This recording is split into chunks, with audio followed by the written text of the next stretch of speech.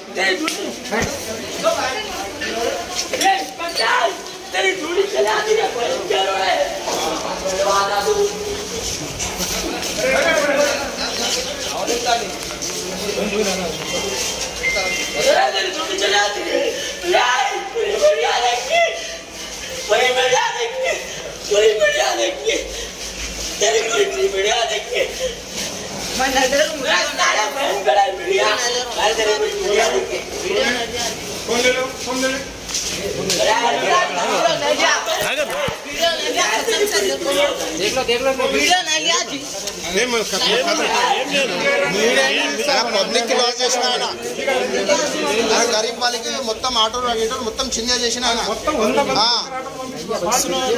మనకు ఏం ఆయనకు